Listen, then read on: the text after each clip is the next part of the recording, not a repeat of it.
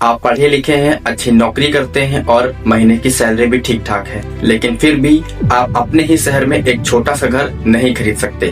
किराया हर साल बढ़ रहा है और ईएमआई शुरू करने का मतलब है जिंदगी भर का कर्ज।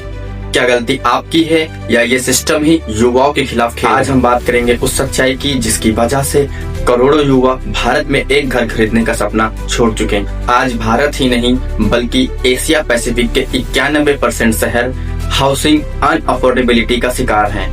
मुंबई जैसे शहर में आज एक परिवार को एक घर खरीदने के लिए उनके पूरे 14 साल की इनकम की आवश्यकता पड़ती है, जबकि विश्व स्तर पर ये आंकड़ा सिर्फ 3 से 5 लाख का होता है। जिसका मतलब ये होता है कि लगभग 96% शहर में रह रहे लोग शहर में घर खरीदने की रेस से बाहर हो चुके हैं। घर महंगा है तो परिवार जरूरी खर्चों में कटौती करता है और भारत की हालात आज ऐसे हैं कि यदि एक बड़ी बीमारी आ जाए तो इंसान को दिवालिया बना सकती है। इसीलिए हेल्थ इंश्योरेंस आज एक जरूरत बन चुका है। लगातार पैसों की चिंता मानसिक तनाव को बढ़ा रही है, लोग शादी टाल रहे हैं और बच्चे नहीं कर पा रहे और इसी वजह से भारत की फर्टिलिटी रेट गिर रही है।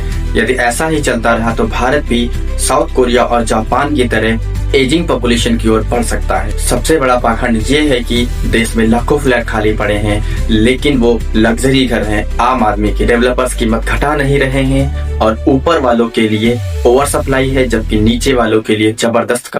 सरकारी सिस्टम में भी दिक्कत है। एक बिल्डर को 60 से भी ज्यादा अप्रूवल लेने पड़ते हैं, जहां रिश्वत और देरी से कीमत और बढ़ जाती है। रेरा कानून है लेकिन उसके पालन में कमजोरी है। ऊपर से ब्लैक मनी का खेल, सर्कल रेट और असली कीमत में फर्क, जिस वजह से सैलरी पाने वाले लोग बैंक लोन में फंस जाते हैं। कुछ लोग बाई नाउ पे लेटर और पर्सनल लोन में फंस रहे हैं। वहीं कुछ लोग इतना सेव करने लगे हैं कि वो जीना ही भूल गए हैं। ये दोनों ही तरीके अर्थव्यवस्था और समाज के लिए पूरी तरीके से हानिकारक। सरकार को चाहिए कि अफोर्डेबल हाउसिंग को प्राथमिकता दे, अप्रूवल तेज करे और लग्जरी प्रोजेक्ट के साथ सस्ते घर अनिवार्य करे। ब्लैक मनी को रोकने के लिए लैंड रिकॉर्ड्स का डिजिटलीकरण करे और कैश लूप होल को बंद करना जरूर।